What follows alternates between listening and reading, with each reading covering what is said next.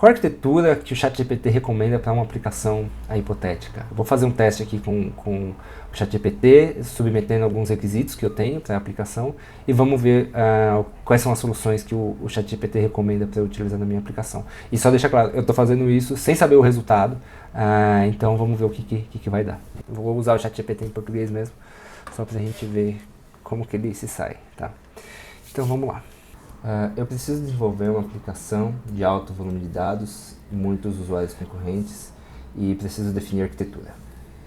Bom, a primeira, quando eu falei ali que eu tenho um alto volume de dados e muitos usuários, a primeira coisa que ele fala ali é para que seja escalável, né, tolerante a falhas. Com isso ele vem sugerindo algumas coisas, né, basear em microserviços, utilizar nuvem, utilizar fila de mensagens, né, ou seja, streaming, e uma arquitetura orientada a eventos, né. Bom, mas aqui a primeira resposta já é bem interessante, né, basear em microserviços, que é o padrão aí que todo mundo está seguindo dentro do mercado hoje. Utilizar a arquitetura em nuvem, então serviços gerenciados, é cada vez mais algo que facilita a vida de toda a empresa, todo CTO, todo arquiteto, e a operação depois também é muito mais indicado. Utilizar a mensageria, né, fila de mensagens para processar os eventos e a arquitetura orientada a eventos, onde todos esses microserviços e tudo isso acontece em reação a evento, tá? Agora vamos ver com ele aqui especificamente o banco de dados. Bom, vou dizer que eu concordo com as sugestões e aí eu queria falar de banco de dados. Quanto a banco de dados, quais opções são recomendadas? Ele está dizendo que precisa ter uma grande quantidade de dados e escalável, né? Algumas opções. Bancos relacionais, que tem a principal característica deles ali, né? São transações ACID, bancos em memória, bancos NoSQL, né? Que são os bancos que não têm transação ACID por padrão, mas trabalham com um estado eventualmente consistente, mas eles têm mais capacidade de distribuição, né? Depois ele fala dos bancos de memória, como Redis, e por fim os bancos de grafos, né? Ele está falando gráfico aqui, mas acho que é um problema de tradução, são grafos na verdade. Bom, depende dos requisitos. Se o volume de dados é muito alto, eu preciso de uma solução distribuída, certo? Bom, o que eu quero aqui, então, meu volume é muito alto, então eu imagino que eu vou precisar de uma solução distribuída, ou seja, algum banco que funciona em cluster, né? Aí ele vai me comentar do Hadoop, cluster, o Spark, mas o Spark, nesse ponto eu discordo um pouco, porque o Spark não faz o armazenamento dos dados, né? Ele processa os dados Kubernetes. Essa resposta eu não concordo muito com o que ele está dizendo. Os bancos de dados entre relacionais, NoSQL, memória para alto volume de dados. Vou colocar também a escalabilidade, né, como um fator. Qual seria mais indicada? O que ele está comentando aqui, então, se minha aplicação ela tem muitos dados, por ter muito volume de dados, eu entendo que vai precisar de alguma coisa distribuída e eu preciso escalar ela conforme o tempo vai passando. O ideal aqui, segundo ele, são os bancos NoSQL, porque eles permitem escalar horizontalmente, né? Os bancos de memória são mais rápidos, mas eles armazenam menos dados, né? Na última ponto aqui, os bancos NoSQL em memória podem ser usados como componente de solução distribuída. Existem opções de bancos NoSQL e em memória que suportam soluções distribuídas. Ok, a parte Cassandra, HBase, Mongo e Redis. Ok. Então, eu vou dizer para ele que ok, vou considerar uma solução NoSQL. Qual das opções irá atender aos usuários com menor latência, considerando que possua um alto volume de dados? Legal, ele está falando então que o Redis seria uma boa opção para eu armazenar um alto volume de dados com menor latência. Uma outra opção é o NoSQL. O Cassandra, ele está falando do Cassandra, que tem por natureza, né, um banco de alta disponibilidade e escalabilidade. Tanto é importante lembrar que depende dos requisitos da aplicação. Legal. Então, como escolher entre Cassandra e Redis? Quais fatores são importantes?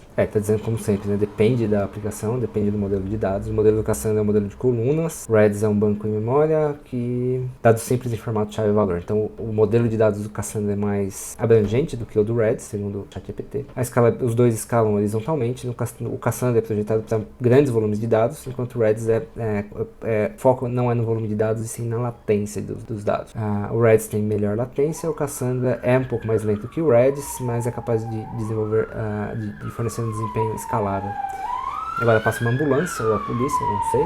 O Cassandra tem diversos níveis de consistência, enquanto o Redis suporta apenas um modelo de dados eventual. Se a consistência dos dados for uma preocupação, o Cassandra pode ser a melhor escolha. O Cassandra é mais complexo e exige mais esforço do que o Redis na configuração e gerenciamento. O Redis é mais simples e possui uma curva de aprendizado mais suave. Então, se o nosso critério é a escalabilidade e os volumes de dados, mais do que a latência, né, menor latência com menos volume de dados, a recomendação do ChatGPT aqui nesse caso é o Cassandra. Mas aí, entendi que uma melhor opção, pois preciso de muitos dados. Por que não o MongoDB?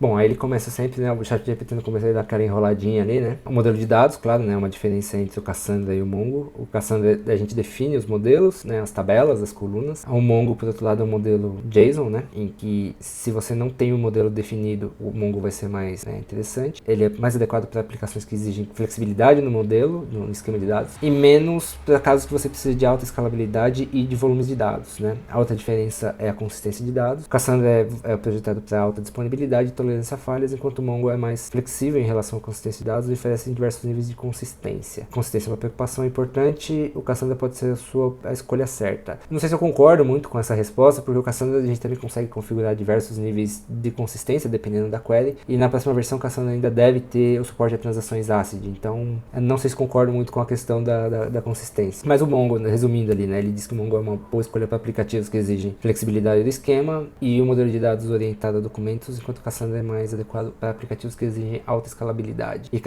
gerenciamento de grandes volumes de dados e consistência de dados. É importante avaliar os requisitos da aplicação, claro, sempre avalie os requisitos da aplicação. Bom, então, baseado ali no que eu fui solicitando, então eu tenho desenvolver uma aplicação que precisa ser escalável, muito volume de dados, baixa latência, mas o volume de dados para mim é mais importante. O modelo de dados não é um modelo que eu preciso de muita flexibilidade, então, pensando nesse cenário, o Cassandra seria a melhor opção aqui, segundo o ChatGPT. Cassandra é complexo para gerenciar botões gerenciado. Bom, obviamente que eu quero entender se ele conhece o Astra, né, que é a nossa opção de serviço gerenciado.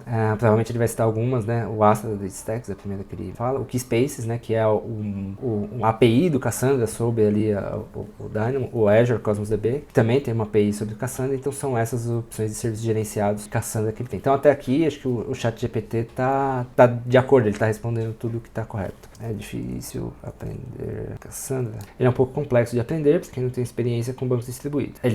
Bom, as primeiras coisas, né? Ele precisa de um conhecimento básico de banco de dados e SQL, né? O Cassandra usa o CQL, que é bem parecido com o SQL. Com bancos distribuídos, é importante ter a compreensão, né, do teorema CAP e de que ele tem toda essa questão de tolerância a falhas. Experiência com programação em Java, isso eu não concordo, porque apesar do Cassandra ser escrito em Java, você não precisa interagir com ele, você não precisa de Java para interagir com ele, você pode desenvolver em qualquer linguagem, né? Então, através do driver, você vai se comunicar com ele sem nenhum problema. Familiaridade com a estrutura de dados, sim, e aqui sim, acho que que é importante, né? A estrutura das colunas, né? A chave de partição, a chave de clusterização, as colunas de dados, né? Todo o mecanismo ali dele. Então, dessa resposta eu concordo, só acho que não é necessária nenhuma experiência com programação em Java, né? Lógico que você vai estar desenvolvendo com alguma linguagem para se conectar ao Cassandra, mas você vai fazer isso através do driver, então não há problema. Além disso, comparando então o SQL com o CQL, que é o Cassandra Query Language, quais as principais? Bom, eu vou pedir para ele olhar aqui a diferença entre o SQL e o CQL, né? Ele vai dizer que a modelagem, né, de dados é importante, escalabilidade. Eu acho que aqui ele entendeu que o SQL é o SQL Server. Deixa eu parar ele e eu vou falar. Isso, agora sim. Mas também eu não escrevi que era uma linguagem, né? Aí agora sim ele vai responder que a estrutura de dados, sim. A consistência, o SQL usa o ACID. Aqui de novo ele se confundiu com o SQL, achando que ele é um único servidor. Opções de agregação. Essa resposta ele se confundiu bastante entre o que é linguagem e o que é banco de dados, né, SQL. Então ele se confundiu um pouco nesse conceito. Talvez no momento da tradução ele se confundiu um pouco. Uma das principais coisas, né, que acontecem no Cassandra é que a gente não consegue ter joins dentro do Cassandra, né? Então eu vou perguntar para ele, pedir primeiro para ele confirmar e depois como é que eu resolvo isso. Ele está dizendo aqui que é possível, mas essa resposta não está correta. Você tem que... Deixa eu ver aquele... nesse caso aqui, o ChatGPT está errado. Dentro do Cassandra não dá para fazer joins, tá? Porque a gente já armazena os dados processados para justamente evitar o processamento depois, tá? Tá errado, não é. Agora sim. Eu nem acabei de escrever, mas ele entendeu que eu tô dizendo que tá errado, né? Ele é um banco NoSQL, né?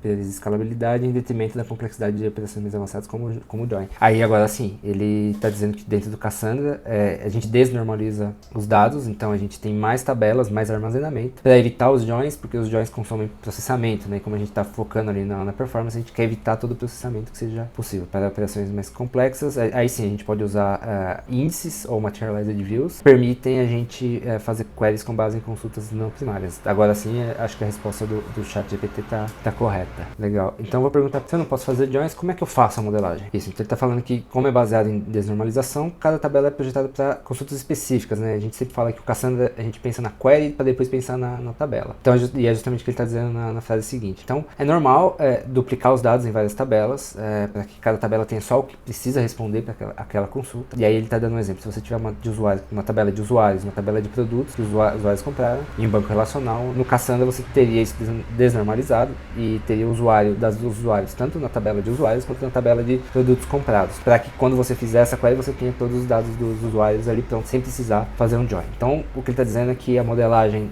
de dados no Cassandra é baseada na desnormalização e requer uma abordagem diferente dos bancos relacionais. É claro que eu estou fazendo esse exercício aqui para entender o que o ChatGPT entende, quais os cenários que o ChatGPT utiliza Cassandra, e a gente viu aqui um pouco, né, das situações em que ele recomenda que a gente utilize o Cassandra, o Redis, ou Mongo até, e eu fui abordando aqui, minhas ideias aqui foram sempre em função dos critérios que a gente sabe que o Cassandra é mais forte, para entender também a qualidade da resposta aqui do ChatGPT. Legal, eu fiz isso sem saber, eu não testei esse cenário antes, tá? Então achei bem legal aqui o experimento aqui para entender, para avaliar, né, o ChatGPT, foi bem legal. Tem alguma dúvida, algum comentário? Manda aí que vai ser legal a gente discutir esse assunto. Valeu.